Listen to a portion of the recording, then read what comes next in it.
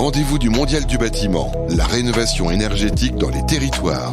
Une émission animée par Nathalie Croiset. On ne cesse de le dire, les territoires ont un rôle central à jouer dans la rénovation énergétique. Chaque mois, dans ce rendez-vous du Mondial du bâtiment, nous faisons un focus sur une région pour mieux comprendre la stratégie mise en place et ses impacts. Ce mois-ci, c'est la région Sud, Provence-Alpes-Côte d'Azur, avec notamment, mais pas seulement, le sujet du confort d'été. Donc, ils sont 4 en visio avec nous. Je vais les laisser chacun se présenter à tour de rôle. Frédéric Corset, bonjour. Oui, bonjour Nathalie. Bonjour, directeur d'Envirobat BDM. Quelques mots pour vous présenter. C'est ça. Voilà, je suis architecte et urbaniste de formation et voilà, je dirige Envirobat BDM depuis une petite année et ça fait très longtemps que je travaille chez Envirobat BDM. Merci à vous. Et donc, vous allez nous éclairer sur cette région, Provence-Alpes-Côte d'Azur. Et alors, un plateau très féminin. Claude Bertolino est avec nous aussi. Bonjour. Bonjour, je suis la directrice générale de l'établissement public foncier de Provence-Alpes-Côte d'Azur.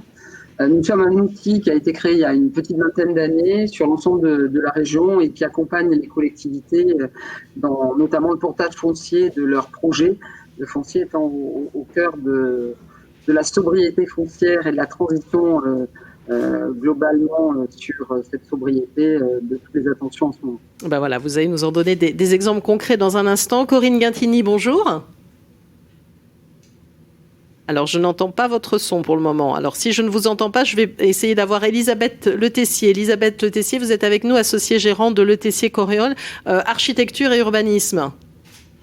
Bonjour, vous m'entendez ? Oui, très bien. Alors, allez-y, okay. Quelques mots pour vous présenter. Donc, Elisabeth Le Tessier, architecte urbaniste. Je travaille avec Jean-Luc Corréol à Marseille dans une agence et on essaye depuis de longues années également d'améliorer notre conception en prenant en compte le développement durable. Alors, vous allez nous donner un exemple concret, 2 exemples même de ce que vous faites, à la fois de la rénovation et puis aussi du neuf, mais qui peut servir d'illustration aussi au sujet de rénovation dont on parle. Alors, est-ce qu'on a retrouvé Corinne Guintini au niveau du son ? Je ne vous entends toujours pas, Corinne Guintini, donc, qui est directrice de l'aménagement et du développement durable de la communauté de communes Vallée des Baux-Alpilles. On va tenter de vous retrouver. On a un petit peu de temps puisqu'on va commencer avec les autres intervenants. Et donc, Frédéric Corset, qui est avec nous, vous allez d'abord peut-être expliquer aussi, c'est toujours bien de rappeler un peu les grands enjeux, en particulier de la région, sachant que c'est une région aussi où les logements représentent 78% des surfaces pour 70% des consommations énergétiques et il y a une part aussi non négligeable de tertiaire. Oui, tout à fait. Je voulais effectivement replacer, alors peut-être pas plutôt avec des chiffres nationaux et non pas régionaux, mais l'importance de la rénovation dans nos sujets. Voilà quelques chiffres que tout le monde connaît, mais qu'il est toujours bon de rappeler quand même, et qui expliquent pourquoi la rénovation est aujourd'hui un sujet majeur. C'est que 60% de notre bâti aujourd'hui, il date d'avant 75, donc avant la première réglementation thermique. C'est le bâti, c'est aussi, on le dit tous les jours, c'est 43% de l'énergie finale de nos consommations. Aujourd'hui, on compte en France, en tout cas, 4,8 millions de logements qui sont classés en étiquette F et G de DPE. Et donc, aujourd'hui, si on veut atteindre nos objectifs de réduction par 4 de nos émissions de gaz à effet de serre en 2050, on ne pourra pas utiliser le bâtiment neuf pour substituer en 30 ans tout le bâti existant qui existe jusqu'à présent. Donc, il faut absolument rénover aujourd'hui nos constructions existantes. C'est vrai en PACA, c'est vrai à l'échelle nationale, c'est vrai à l'échelle mondiale. Il n'y a pas d'autre solution, quoi. Surtout que vous avez la moitié du parc de logements qui a été construit avant 1975 à peu près, c'est ça. Donc, il y a quand même des gros travaux à réaliser. Voilà, c'est ça. Et on pourra parler le substitut par du neuf. L'objectif national, c'est environ 500 logements réhabilités par an. On en est, je pense, très très loin. Voilà. Par contre, ça fait un peu peur si on annonce ces chiffres. Par contre, la bonne nouvelle, c'est que quand il y a comme ça des crises, c'est aussi des opportunités qui s'offrent à nous. C'est une manière, en tout cas, de réduire la précarité énergétique des foyers. Il y en a 3,4 millions ici en France. En PACA, c'est encore plus accentué. Là, nous, nos bureaux sont dans le 3e arrondissement de Marseille, qui est l'un des quartiers les plus pauvres d'Europe. Et la précarité énergétique est ici encore plus forte qu'ailleurs, non pas que, mais pour d'autres raisons dont on parlera après sur les questions de confort d'été, voilà, et de consommation estivale. C'est aussi une opportunité ici de réduire les logements indécents et insalubres. Voilà, ce n'est pas que des questions, des questions énergétiques. Et Dieu sait si le bâti existant est en mauvais état. Hier, on tenait nous un enviroforum sur le sujet. Et ce n'est pas spécifique aux grandes villes, c'est aussi très très vrai dans les petites et moyennes villes. Et c'est surtout une manière, parce que de s'intéresser aux questions de confort, tous les conforts dans le bâtiment, parce qu'en rénovant, voilà, du coup, on peut s'intéresser à d'autres sujets. En particulier, on le verra après, je pense, aux questions de confort d'été. Oui. Voilà. Non, mais on va avoir des exemples aussi très concrets, et vous allez me prouver aussi que vous êtes une région très engagée sur la question de l'innovation. Oui, tout à fait, tout à fait. Et du coup, moi, ce qui est important, c'est comment on peut faire pour ces questions de rénovation. Et moi, je voulais juste passer quelques messages, dire que c'est très important d'avoir une vision globale. La rénovation coup par coup, elle est certes importante, voilà, parce que le particulier, il peut avoir du mal à rénover entièrement son logement, voilà, surtout dans des gros pros. Mais il faut toujours avoir une vision globale de ce qu'on fait. Toujours s'intéresser d'abord à la performance de l'enveloppe, d'abord de réduire nos consommations d'énergie, voilà, de manière passive, on va dire, et puis simplement, dans un second temps, s'intéresser à la performance des systèmes. Voilà. Une chose, et seulement ensuite, y mettre des énergies renouvelables, voilà, une chose qui est très peu faite, malheureusement, dans le bâti ancien. Et puis, surtout, nous, ce qu'on voit et qui est vraiment essentiel, c'est que ces rénovations, elles doivent surtout s'intéresser à la question des usages. C'est vraiment très, très, très important parce qu'on voit trop comme dans le neuf d'ailleurs, de rénovations qui ne prennent pas en compte concrètement, ou en tout cas assez finement, les usages du bâtiment. On a mené il y a l'an passé une étude avec Enertech et une sociologue portée par l'Adréal et l'ANA sur l'impact que pouvaient avoir les rénovations énergétiques sur les questions de confort d'été.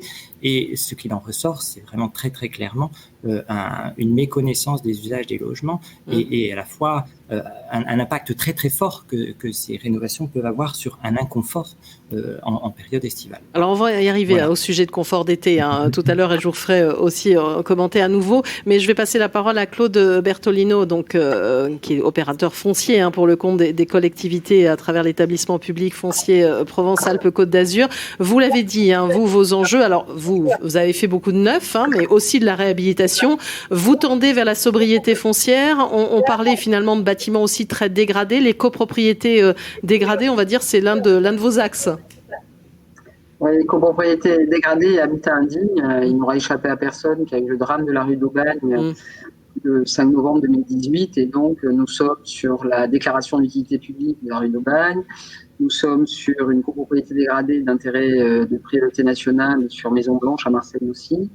Et nous intervenons sur une opération d'ensemble de recyclage foncier dans le cadre du projet partenarial d'aménagement qui est dans le 3e arrondissement, qui s'appelle Hoche-Versailles, avec effectivement là aussi une déclaration d'utilité publique, parce que quand on est sur ce niveau d'indignité, entre guillemets, d'indécence et de difficulté, bien que parfois il puisse y avoir une dimension patrimoniale, nous sommes plutôt sur du recyclage foncier pour permettre effectivement cette transformation de morceaux de ville et dans une approche un petit peu globale et effectivement avec toutes les difficultés qu'on peut rencontrer sur les pathologies de bâtiments. Et alors très clairement sur la rue d'Aubagne, l'idée c'est que le projet n'est pas connu. Donc nous sommes sur des sujets de réserve foncière. Sur Roche-Versailles, on s'oriente clairement sur une déconstruction partielle. Donc ça, c'est sur le sujet copropriété habitat indigne. Après, effectivement, comme vous l'avez dit, nous, on représente 10 à 12% de la construction neuve de logements par nos sessions tous les ans et 15 à 18% des agréments de logements sociaux. On on a vu depuis 2015 nos métiers un petit peu changer, aller sur ce qu'on appelle de l'acquisition-amélioration. Je pense à une opération sur la commune de Hyères. Oui. En fait, il y avait de la monopropriété vacante, un propriétaire basé au Luxembourg. Et en fait, les résidences étaient vraiment dans le centre de la ville d'Hyères. Hein. Et donc, l'idée, ça a été de faire muter ce programme pour réaliser du logement social et du logement non social, avec une opération d'acquisition-amélioration, c'est-à-dire transformation, restructuration au sens de la rénovation énergétique, évidemment, en gardant un bâtiment et en démolissant d'autres et en ayant de la construction légère par ailleurs, et vraiment en faisant refonctionner le quartier avec des circulations. Et donc, on voit bien qu'à travers des opérations d'ensemble, nous pouvons, entre guillemets, à la fois faire de la rénovation énergétique, de la transformation, vraiment au sens grosse rénovation lourde, et puis aussi de la construction neuve. Nous avons aussi sur Toulon une opération qui me paraissait importante d'évoquer avec vous. Alors, je ne sais pas si les visuels pourront passer. Normalement, vous les avez reçus. Oui, normalement. Nous avons des visuels, tout à fait, voilà, qui sont diffusés. Le sujet de la chapelle. Oui, c'est une chapelle devenue médiathèque, c'est ça ? Exactement. Donc, c'est une opération emblématique et je pense que Frédéric Corset, au titre de BDM, mais aussi quartier durable méditerranéen, peut évoquer comment ces opérations d'ensemble ont bénéficié des labels BDM et pour certains QDM. Et en l'occurrence, là, c'est une rencontre entre le maire de Toulon et le responsable religieux. Et l'idée étant de dire comment cette chapelle, finalement, dans un projet d'ensemble, va pouvoir muter, être conservée et devenir, entre guillemets, pour partie la médiathèque, une salle d'exposition, et avec un projet qui fait à la fois du logement social, une école de commerce, et donc vraiment une ambition en entrée de ville, avec la restructuration du parc, parce qu'effectivement, on parle de rénovation énergétique, mais il faut aussi, dans ces opérations d'ensemble, prévoir les espaces naturels, végétaux extérieurs, et j'invite tout le monde à aller voir cette opération qui est une superbe opération. Elle a été saluée au niveau national, notamment par la ministre Emmanuelle Vargon début février, et donc nous sommes très contents. Alors j'ai une question de néophyte quand même, parce que si une chapelle, j'imagine il y a peut-être, c'est une question de patrimoine, on peut pas toucher à tout, il y a dû y avoir plusieurs problématiques aussi autour de cette réhabilitation et de ces travaux. L'enveloppe a été conservée en grande partie. La rénovation a consisté à restructurer quand même le bâti qui était fragilisé. D'un point de vue juridique, à désacraliser la chapelle, parce qu'il fallait plus qu'elle soit chapelle pour être médiathèque, ça paraît bête, mais derrière, il y a effectivement toujours un petit peu de logistique pour que les choses aillent de soi, mais ne sont pas si intuitives. Et donc, effectivement, il y a eu un travail, évidemment, avec l'architecte des bâtiments de France, notamment sur, y compris le projet, on démolissait de la totalité des bâtiments à l'arrière, à côté de la chapelle ou pas. Et donc, le choix qui a été fait, c'est d'en démolir que la moitié, avec l'architecte des bâtiments de France, de conserver la porte d'entrée dans le parc et dans l'opération, sur la chapelle, de retrouver effectivement des fresques qui sont notamment au cœur de l'ancienne chapelle et qui maintenant sont visibles et accessibles par tous aussi, et ça fait partie d'un équipement public désacralisé. Alors, avant de repasser la parole, oui, vous avez un autre exemple à nous donner, c'est dans les Alpes-Maritimes, hein, c'est ça, voilà, la Colle-sur-Loup. La Colle-sur-Loup, ce que je trouvais intéressant, c'était comment faire de la rénovation énergétique dans un patrimoine 20e.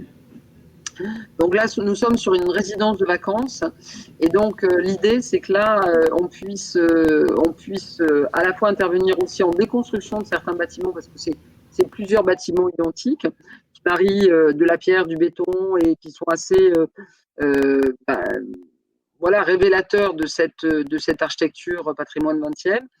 Et comment là, c'est le plan de relance avec le fonds friche, qui quand même, sur la région, a bénéficié d'un abondement qui au total, ça représente quasi 20 millions sur cette année. Et puis une deuxième édition va être engagée avant le 15 juillet, c'est tombé la semaine dernière, par l'ensemble des services de l'État en France.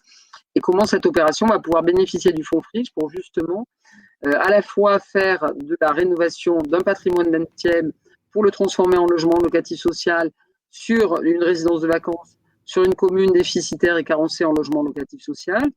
Et puis, comment on va faire du réemploi sur la déconstruction pour pouvoir effectivement être au mieux par rapport à l'efficacité énergétique et à la sobriété globale et attendue par tous. Alors, c'est trois très bons exemples que vous donnez. Peut-être Frédéric Corset voulait commenter ces exemples et puis glisser un mot, en ajouter un nouveau sur le sujet du confort d'été, puisqu'on va avoir des exemples concrets avec nos deux autres intervenantes. J'avais plein de choses à dire, mais juste pour rebondir en 2 minutes. En 2 minutes, oh là là là. Juste pour dire, c'est quand même ce que par rapport à Claude, c'est qu'elle parle des projets qui sont à venir, mais elle parle pas de toute l'implication de l'EPF PACA sur déjà des plus petites communes comme à Man, comme à Sisteron, comme à Fort-Calquier, où là aussi l'EPF est intervenu sur des sujets pour rénover, faire des opérations de RHI. De manière à avoir des constructions et des projets intelligents à chaque fois avec de l'accession, du logement social, des commerces, parfois même des ateliers, en curtant les îlots, en ajoutant du végétal et en faisant à chaque fois un projet intelligent. Et pour faire un projet intelligent et global et avoir cette vision globale, le nœud de la guerre, c'est vraiment foncier, c'est de maîtriser ça. Et dans le bâti ancien, c'est très, très, très difficile. On peut avoir sur une toute petite parcelle de plusieurs centaines de mètres carrés, on peut avoir jusqu'à 20, 30 unités à maîtriser, 30 propriétaires différents à maîtriser. Donc, c'est très, très complexe. Voilà, et très long. Alors, un mot du confort d'été. Oui. Voilà, juste quelques mots pour dire que voilà, depuis les années 70, il y a eu de nombreuses RT et qu'aujourd'hui, en fait, on a fait d'énormes progrès sur les questions d'économie d'énergie, sur les consommations hivernales et qu'aujourd'hui, ces économies d'énergie sont menacées par nos consommations estivales. Ici, quand en PACA, on dimensionne un réseau de chaleur, c'est les dimensionnements des consommations d'été qui en fait dimensionnent le réseau de chaleur. C'est pas les consommations d'hiver. Et selon l'Agence internationale de l'énergie, si on fait rien, en fait, aujourd'hui, les consommations de clim, c'est environ 8%, 9% des consommations totales d'énergie. Voilà, ça sera 37% en 2050 si on fait rien. Et pourquoi ? Parce qu'en fait, les appareils aujourd'hui qu'on utilise pour climatiser, ce sont des appareils très consommateurs d'énergie. C'est 40-50 fois les consommations d'un frigo, donc qui est déjà pas le plus petit appareil qui consomme dans un logement. Et puis surtout, c'est que les fluides caloporteurs qu'on utilise dans une climatisation sont un pouvoir de réchauffement calorique qui est souvent 600 à 2000 fois plus élevé que le CO2. Et dans une clim, il y a toujours des fuites et c'est cet élément-là qui est vraiment très, très impactant pour l'environnement. Voilà. Et le troisième point, c'est de dire aussi que les questions de confort d'été dans nos bâtiments, quand on climatise, eh ben, derrière, en fait, on rejette des calories dans l'espace public. Donc, en fait, et ça renchérit les questions d'îlots de chaleur urbains qu'on connaît, que vous venez de citer dans le Canada. Au Canada, le dôme de chaleur. Le dôme de chaleur, il y a quelques jours. Et donc, les climatisations, quand on rafraîchit dedans, on réchauffe l'extérieur. Voilà, on rejette les calories extérieures. Alors, il y a des solutions qui existent, des solutions passives. Elisabeth en parlera bien. Je pense que les approches qu'on doit faire pour avoir des solutions passives, donc qui vont pas chercher des systèmes et de l'énergie, c'est d'abord de travailler le bioclimatisme des constructions, c'est-à-dire à la fois de se protéger donc du soleil l'été, voilà, pour essayer avec des casquettes, des briques-soleil, il y a 1000 manières de faire qui peuvent être aussi des éléments d'architecture importants. D'utiliser aussi le végétal, c'est quelque chose d'important qui permet d'utiliser aussi la ventilation, l'aération des logements, en créant des courants d'air, des logements traversants, c'est pas si simple que ça. D'utiliser parfois quand on peut, c'est plus rare, mais dans la rénovation, c'est quelque chose qu'il faut absolument conserver, c'est les questions d'inertie du logement, la matière qui stocke du froid et qui décale en fait la période de chaud de la journée qui devient la nuit, et la nuit on peut rafraîchir le logement très rapidement. Et quand on a fait tout ça, et ben seulement là, on peut utiliser peut-être des énergies renouvelables pour mettre des systèmes un peu plus actifs, parce que parfois, on n'y arrive pas sans clim. C'est le cas dans les centres de centres de santé, les maisons de santé, ou parfois dans les lieux médicaux ou dans les maisons de retraite, ou dans les EHPAD, où là, on peut avoir besoin malgré tout, bien que voilà, de rafraîchir. Et là, peut-être, c'est les énergies renouvelables qui peuvent le faire, mais seulement quand on a fait tout ce qu'il y avait avant, c'est-à-dire d'avoir un bâtiment qui se protège le plus des surchauffes d'été pour réduire les consommations d'énergie estivale. Alors, on va voir ça concrètement avec un exemple. Vous parliez d'Elisabeth Tessier, donc je lui passais la parole. Un premier exemple, vous avez peut-être plus développé, et l'autre y faire aussi une allusion. C'est donc l'IMERA, l'Institut d'études avancées à Saint-Tulle-Manosque, où là, c'est 2 bâtiments qui ont été restructurés. Une maison du 19e siècle, c'est ça, et une construction des années 60 ? En fait, non, c'est à Marseille. C'est à Marseille, d'accord. J'avais pas la bonne adresse. Voilà. Donc l'IMERA, parce qu'en fait, voilà, moi ce que je veux un petit peu dire, c'est que à chaque fois qu'on commence un travail sur un projet ou sur une opération, il faut quand même toujours se réinterroger, réfléchir, qu'est-ce que ça veut dire construire ou rénover durable. On sait que rénover durable, c'est un travail collectif, c'est un travail qui fait appel à pas mal de compétences, évidemment, et notamment qui initie aussi à un moment donné des calculs de facteurs lumière-jour, simulation thermique dynamique, toutes sortes de calculs qui sont très intéressants et qui nous permettent après de mieux voir comment on modifie le projet éventuellement, puisque ce travail-là est fait en amont. Mais avant tout, il faut quand même parler de l'architecte, de l'architecture, parce que pour moi, et je pense que je ne suis pas du tout la seule à le penser, certainement les architectes auront un peu ce point de vue, je pense, j'espère, c'est qu'avant tout, c'est comment on s'inscrit sur le site, quelle démarche on a par rapport au génie du lieu, comment est-ce qu'on prend en compte le potentiel bâti ou existant ou végétal qui existe sur le site pour essayer de construire une architecture justement passive, bioclimatique, ce qu'expliquait justement tout de suite Frédéric Corset, où en fait on n'est pas obligé. On arrive après à ne pas utiliser trop de systèmes lourds et qui eux-mêmes émettent des ondes négatives, on dira, par rapport à la durabilité. Bon. Alors, est-ce que vous pouvez expliquer concrètement, parce que je vois qu'il y a un quart d'heure devant nous et que j'ai encore aussi Corinne Guintini qu'on a réussi à joindre. Je sais qu'il y a beaucoup de choses à dire à chaque fois sur ce sujet puisque vous donnez des exemples concrets. Allez-y, expliquez-nous ce que vous avez mis en place concrètement. L'exemple dont je voulais parler, c'était l'Institut méditerranéen de recherche avancée situé en plein centre-ville, en haut de la Canebière à Marseille. C'est l'ancien site donc du laboratoire astronomique. C'est près du Palais Longchamp. Donc c'est pour du logement et des locaux pour des chercheurs de haut niveau. Et c'est une rénovation. Donc le bâtiment 19e complètement rénové en prenant en compte justement réhabilité en prenant en compte la valeur d'usage. Mais là autrefois il n'y a pas de problème de surchauffe parce que le bâtiment a une épaisseur de mur, une inertie, donc on n'a presque rien eu à faire, pas de très grandes ouvertures. Donc voilà, bon là j'en parle pas. Ça c'est le premier sujet. Le deuxième sujet c'était le bâtiment 19e. Donc le premier bâtiment 19e était construit par Espérandieu à l'époque.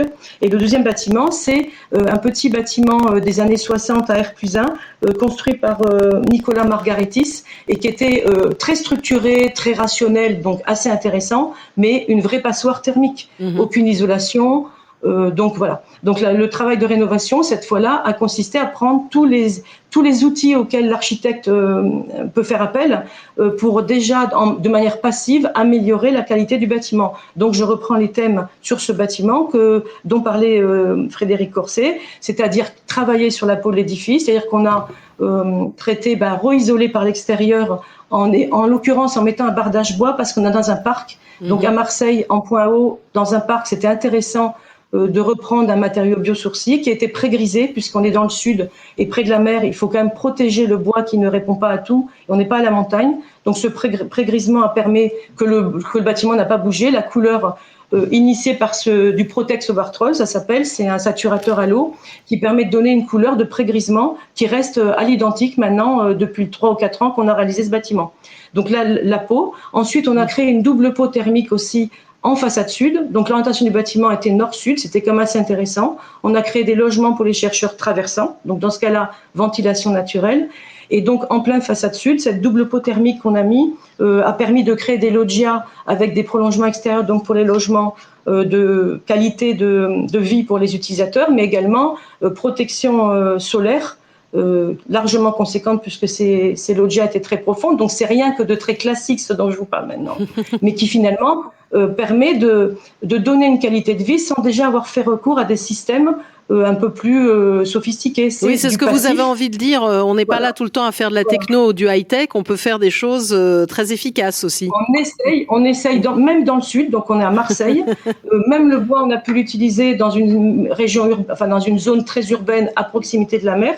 On a mis du Douglas, donc je vous dis pré-grisé, qui est en vieillissement, en oxydation à l'usage du temps, on n'a pas bougé pour l'instant. Il y avait des casquettes, donc il faut bien étudier comment a été constitué le bâtiment existant, essayer de voir ce qu'il a à dire, qu'est-ce que nous raconte l'environnement. On a beaucoup d'arbres aussi dans le secteur où on était. Donc en fait, l'environnement nous dit on utilise du bois, on isole par l'extérieur, on crée des loggias confortables qui permettent en même temps de faire la protection solaire. Et on a aussi d'ailleurs végétalisé la toiture pour un petit peu améliorer justement la thermique et toujours la chaleur, pour éviter que le bâtiment soit en surchauffe. C'est vrai qu'il était en béton, donc on a quand même une bonne inertie malgré tout aussi, c'est très important. Et voilà, je voulais parler déjà, avec des systèmes simples, une réflexion, et c'est pour ça que je voudrais quand même défendre la position de l'architecte, et toujours finalement en amont sur tous ces dossiers. Il travaille avec les autres, mais c'est quand même lui qui fait des propositions passives. Après, en travaillant avec des ingénieurs fluides qui ont bien l'habitude aussi de valoriser ce type de prestations, on peut obtenir un bâtiment confortable, pérenne et qui ne fait pas appel à des systèmes ni à des consommations énormes de chauffage, par exemple, dans le sens ou de climatisation, puisqu'à l'Imera, on n'a pas mis de climatisation. Ils ont des brasseurs d'air. Vous voyez ce que je veux dire? On est comme obligé, quand il fait 40 degrés, 50 degrés dehors, avec votre clim, vous allez faire exploser la planète. Oui. Sans clim, vous allez avoir chaud quand même, ça c'est sûr. Mais le brasseur d'air permet de vous donner un confort ressenti. C'est intéressant. Alors, il y a un autre mot dont vous allez glisser, on va dire en 2 minutes. Vous voyez, je vous donne une contrainte de temps. C'est l'éco-campus Provence, parce qu'il peut donner aussi quelques idées, pourquoi pas pour la rénovation, puisqu'on va axer uniquement sur le confort d'été. Mais il y a des puits thermiques méditerranéens, c'est ça aussi dont vous servez, une ventilation naturelle. Donc ça aussi, c'est un exemple qui peut servir. Oui, qui peut être réutilisé en rénovation pour de l'habitat. Donc en fait, c'est l'éco-campus Provence réalisé avec R+4 Architectes, Fort Calquier. Cet éco-campus Provence se situe à Sainte-Tulle. Et donc, pour faire vite, on a fait appel, mais en construction neuve, finalement, au même principe que ceux que je viens de vous citer sur la réhabilitation et l'enveloppe du bâtiment pour les logements de l'Imera. Et donc, notamment, ce qui est intéressant à signaler, c'est qu'on a donc toute une circulation avec des circulations et des grands patios qui font espace tampon par rapport aux salles de classe, puisque là, c'est un centre de formation. Ces circulations sont traitées comme des espaces tampons interclimatiques, c'est-à-dire qui ne sont pas chauffés et qui donc font bien l'interface entre l'extérieur et l'intérieur. Et dans ces grands patios couverts par des verrières photovoltaïques qui sont ventilées, on a créé, à partir des peignes qui sont créés sur la rue principale nord-sud, on a des peignes est-ouest, des peignes qui sont greffés sur une circulation principale qui permettent aussi d'avoir des bâtiments traversants pour faire la ventilation naturelle. Et dans les patios, on a pu insérer grâce à ça des puits, je dirais, méditerranéens qui prennent la fraîcheur par le sol à partir des jardins intermédiaires, des jardins intermédiaires entre chaque bâtiment qui passe sous terre et qui est rejeté, qui est reprojeté, cet air frais en été, si on peut dire, frais en été, parce que dans la terre, tout est à la même température. Donc, quand ça passe dans la terre, c'est le principe du puits canadien, qu'on peut retranscrire en puits méditerranéen. On garde la chaleur de la température de la terre qui est toujours au même niveau, qui se reprojette à travers des bancs béton ventilés un peu. On voudrait que ce soit un peu surventilé par rapport à ce qu'on a fait, mais ventilés qui viennent recracher de l'air frais finalement, qui vient rafraîchir ce grand patio photovoltaïque qui lui-même est ventilé par le haut. Et l'air chaud donc ressort par des fenêtres, des ouvertures qui se trouvent dans les verrières hautes. Voilà, Alors, c'est un peu rapide. non, mais merci pour cette illustration. On en donne beaucoup d'exemples dans cette séquence rénovation énergétique dans les territoires. Donc évidemment, il faut que ça rentre dans le temps. Corinne Gintini, je crois qu'on vous a par téléphone parce que malheureusement vous aviez un petit souci de connexion. Vous êtes avec nous ? Oui, tout à fait. Oui. J'espère que vous m'entendez. Bonjour. Oui, je vous entends, directrice de l'aménagement et du développement durable de la communauté de communes Vallée des Baux-Alpilles. Donc pour votre siège, nouveau siège, mais en fait c'est une réhabilitation portant sur un bâtiment existant reconnu BDM Or. Alors quelques mots pour présenter ce projet qui s'inscrit globalement dans une démarche territoire à énergie positive pour la croissance verte. Tout à fait. Donc, en fait, j'aurais souhaité aussi dire deux petits mots sur la communauté de communes pour nous situer. Parce Bien qu'on sûr. est la toute petite dernière communauté de communes des Bouches-du-Rhône. Donc, on est à l'ouest des Bouches-du-Rhône, sur le pays d'Arles, en fait. Nous comptons 10 communes pour 28 000 habitants, donc avec une densité qui est très faible par rapport au restant des Bouches-du-Rhône. 87 habitants au kilomètre carré par rapport à plus de 300 sur le restant du département. Un territoire très touristique avec une forte attractivité du fait essentiellement du qualité de ses paysages, de son art de vivre. Et la communauté de communes emporte beaucoup de compétences aujourd'hui, de politiques publiques importantes, notamment depuis 4 ou 5 ans, puisqu'on a tout ce qui est développement durable et transition énergétique, la gestion des déchets, l'économie avec la création des zones d'activité, mais aussi la gestion et la promotion économique, le tourisme, tout ce qui concerne l'eau, l'assainissement, etc. Et effectivement, on est très engagé dans la transition écologique. C'est une volonté forte de nos élus depuis plusieurs années. Et on s'inscrit dans le plan climat air énergie territorial du pays d'Arles. Et effectivement, le projet du siège communautaire, du nouveau siège communautaire, fait partie de l'action, une action phare, on va dire, de notre territoire. On a voulu un bâtiment exemplaire. Oui. Pour ce nouveau projet qui avait pour objectif principal de réunir déjà l'ensemble du personnel de la communauté de communes qui jusqu'à présent était un peu éclaté sur le territoire. Et on a souhaité se mettre sur une zone d'activité que l'on gère et donc que l'on promeut et pouvoir réhabiliter un bâtiment existant. Donc déjà, c'est se mettre sur une zone qui est déjà artificialisée et pouvoir réutiliser du bâti existant. Comme vous le disiez, effectivement, on s'est inscrit dans le cadre de l'appel à projet territoire à énergie positive pour la croissance verte. Donc, on a signé en 2016 une convention avec le ministère de l'écologie. On est inscrit, comme je le disais, dans le plan climat du pays d'Arles. Et puis, ce projet répond aussi aux objectifs de la COP d'Avance de la région sud. Alors avec des objectifs de réduction de consommation d'énergie, évidemment, de développement de l'économie circulaire, de la question de la valorisation aussi des énergies renouvelables dont on parlait et qui est aussi dans tous les enjeux de votre bâtiment. Alors au-delà du bâtiment, finalement, l'idée aussi c'est de développer une filière. Je sais que vous êtes allé chercher de la balderie notamment, c'est ça dans la construction ? Oui, tout à fait. Donc, ce qu'on a essayé de faire, c'est d'essayer d'utiliser au maximum les matériaux biosourcés, puisque c'est une manière, effectivement, de réduire les émissions au niveau du bâtiment, et qu'on sait que ça fait partie quand même dans la stratégie nationale aussi de la loi TEPCV. Donc, on souhaitait pouvoir travailler sur des filières locales, d'une part pour utiliser des matériaux qui soient à proximité, parce que si c'est pour avoir un transport important, on n'est pas très gagnant sur les émissions de CO2, et puis pour apporter aussi une réponse au territoire en se basant sur ses atouts. Donc, notamment, on est très proche de la Camargue. Donc, comme vous le savez, il y a beaucoup de riziculture dans ce secteur. Et la balle de riz constitue en fait un déchet. C'est l'enveloppe, si vous voulez, du grain de riz. Donc, aujourd'hui, c'est un déchet agricole, donc qui est souvent éliminé, soit incinéré, soit donc c'est pas très pertinent ni très écologique. Et donc, cette filière, comme la paille de riz également, ou alors le pain d'Alep sur le massif des Alpilles, permet en fait à des propriétaires ou à des agriculteurs de pouvoir aussi avoir des compléments de revenus. Donc, ça permet le maintien d'une activité agricole qui a tout son rôle et tout son sens sur le territoire, parce que, en lien sur les caractéristiques du territoire, de pouvoir maintenir de l'emploi et en même temps d'avoir un geste écologique fort sur notre bâtiment. Et avec des vrais enjeux... Vous vous inscrivez aussi dans... Voilà, ça permet de relier les enjeux écologiques et économiques et touristiques aussi. Oui, voilà. Puis vous parliez quand même des Alpilles aussi. Hein. Vous vous inscrivez évidemment dans une nature qui est magnifique. Et là, c'est vraiment ce lien-là aussi, il est fort hein, quand par rapport aux enjeux de bâtiment. Hein. Tout à fait. On a un territoire, on a la chance.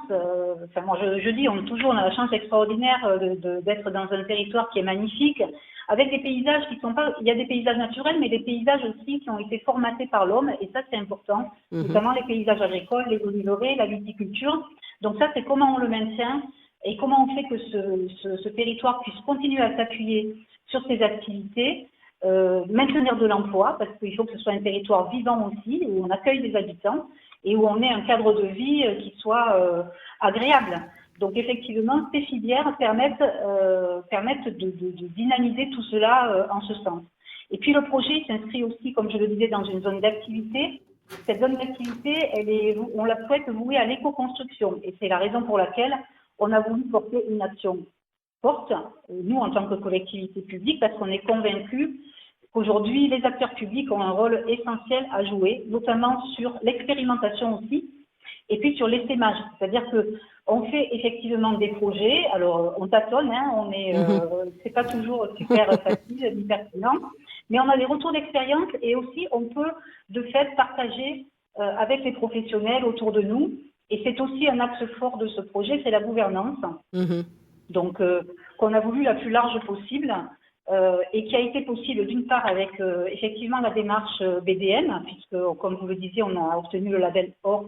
Et du coup, on s'est inscrit dans toutes les parties de cette démarche et ça a permis aussi de pouvoir faire des réunions qui sont appelées des chantiers par et pour les pros, où on a convié effectivement les artisans locaux de cette zone d'activité, mais d'une manière plus large du pays d'Arles, pour pouvoir se former sur ces nouvelles pratiques, à savoir les matériaux biosourcés, comment on les met en œuvre, qu'est-ce que c'est en fait déjà un matériau biosourcé, qu'est-ce que ça apporte en termes de performance sur le bâtiment, parce que là on parle bien de confort aussi climatique, de réduction des énergies, donc en termes d'isolation, etc. Et qu'est-ce que ça apporte aussi aux riziculteurs, et notamment le riziculteur était présent lors de ces journées, donc c'était très intéressant de pouvoir discuter, et on a mis en pratique, c'est-à-dire que pour juste vous préciser comment a été utilisée cette balle de riz, en fait, on a créé un plancher dans ce bâtiment qui était un bâtiment existant, qui était un hangar en fait métallique, hein, donc pas du tout sur du tertiaire.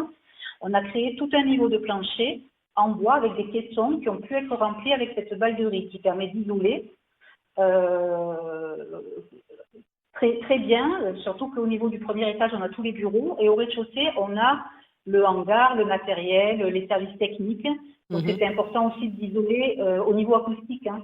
Oui, bien sûr. Alors, je vais vous interrompre parce que le temps passe terriblement vite et je voudrais faire aussi un dernier tour de table. C'est très compliqué, cette séquence, parce qu'il y a beaucoup d'exemples. Donc, on va en arriver à un dernier tour de table. Peut-être juste vous, de votre côté, puis je vais passer la parole aux autres intervenants. On a cet exemple. Vous voulez dire aussi que dans la région, il y a beaucoup de communes qui agissent, que vous pouvez prendre l'exemple aussi sur ces communes et ces exemples. Chacun des réponses de 30 secondes, hein, je vais vous le dire tout de suite. Allez-y. Allez-y déjà, Corinne Ghintigny.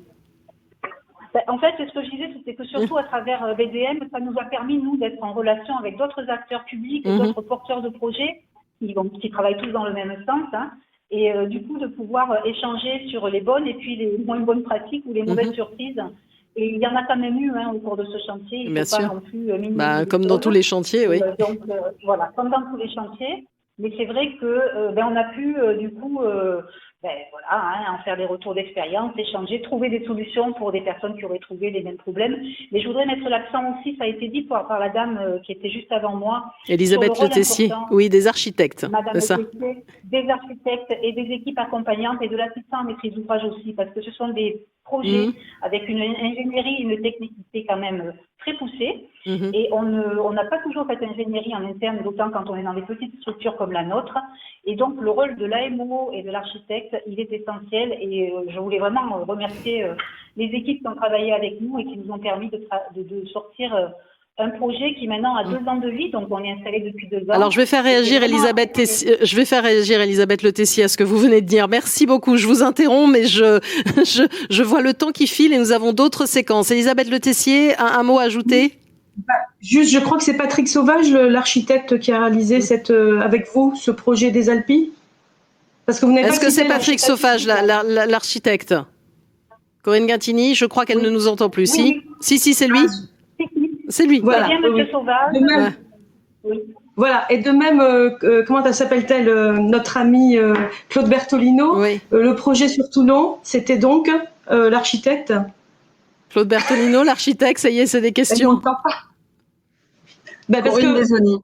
voilà, c'est ça. Voilà. Voilà. Donc je trouve que bon, c'est tout. C'est bien quand même de citer tout le monde, parce que c'est les projets qu'on réalise en développement durable, mais même en temps normal, quand on ne peut pas accéder parce qu'il y a des prestations qui coûtent quand même un peu plus cher, qui des fois sont compliquées, les maîtres d'ouvrage sont réticents, et c'est formidable de voir ce maître d'ouvrage là tout de suite qui est comme celui qu'on a eu pour l'Ecocampus Provence, Durance, Luberon, Verdon, agglomération, qui ont pris le risque. Parce que pour eux, c'est quand même moins confortable. Vous voyez, on fait des expérimentations. Il y a quand même des choses, la paille de riz, voilà, c'est pas tous les jours la paille de riz. Alors nous, juste pour finir, sur l'Ecocampus Provence, on a utilisé pareil pour développer aider les entreprises locales ou développer des filières locales. On a fait appel pour toute l'isolation à la laine au biofibre, c'est-à-dire à la laine de chanvre. Voilà. Et ça permet effectivement d'accompagner aussi ces entreprises locales, de développer la formation. Donc, c'est bien d'avoir une vue plus large que le bâtiment lui-même, bien sûr, ou que l'opération elle-même. Voilà. Merci à vous. Claude Bertolino, un mot. Très rapidement, moi je pense que ce qui est vraiment important à dire et sur notre territoire, c'est qu'effectivement, BDM, qui existe depuis maintenant une quinzaine d'années, a permis de générer un écosystème d'acteurs, que ce soit des maîtres d'œuvre, architectes, bureaux d'études, spécialistes divers et variés, et que du coup tout ça, avec des retours d'expérience, des valorisations, d'un travail coopératif, fait que du coup l'ensemble du territoire, par rapport à ces sujets qui sont pas simples et sur lesquels on tâtonne, nous sommes dans des transitions en marchant, amène à ce que toutes les chaînes de composants de l'acte de construire et de l'acte de rénover en rénovation énergétique aillent dans un sens vertueux, innovant et de mise en œuvre le plus généralisé qui soit. Alors le mot de la fin pour Frédéric Corset. Bon, bah c'est parfait parce que tout le monde a parlé d'Envirobat BDM sauf moi. BDM sauf moi. Juste alors, du coup, je dis juste une chose, voilà que nous on porte en fait l'association un colloque annuel qui s'appelle Bâti-Frais, qui a lieu chaque année, sauf l'année dernière évidemment avec le Covid, et qui s'intéresse plus particulièrement aux questions de confort d'été. Il y a une quinzaine d'ateliers dans la journée, des conférences. Ça se trouve dans un lieu magnifique, la Galinière, près d'Aix, au milieu des vignes et de la campagne et des pins. Et ça a lieu le 24 septembre. Et cette année, c'est évidemment sur la question de rénovation, donc parfaitement dans le thème de l'atelier. L'année prochaine, ça sera sur la question du low-tech et du soft-tech. Voilà un petit peu, voilà, c'est tout ce que je voulais dire. Alors, il y avait une question, alors ça peut être vous ou un autre intervenant, parce qu'on a aussi des questions venant du public qui nous suit. La mise en place des nouveaux DPE est plus longue que prévu, faute de visibilité. Avez-vous un avis éclairé sur ces nouveaux DPE? Est-ce que l'un d'entre vous veut réagir à cette question? Non? Déjà, les DPE, moi, je sais pas ce que c'est les DPE. Diagnostic de performance énergétique, si je ne m'abuse. Ah, d'accord. C'est ça. Peut-être qu'aucun d'entre vous n'a de réponse. Hein. C'est pas grave, je la suggère.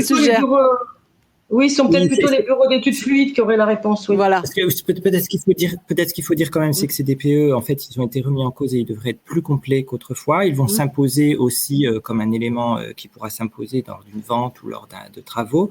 Et surtout, il a été fait en concertation ce qui est chose un peu inhabituelle pour l'État. Et l'État a impliqué beaucoup les professionnels dans ce DPE. Alors évidemment, il y a eu des choix qui ont été faits et qui ne satisfont pas tout le monde.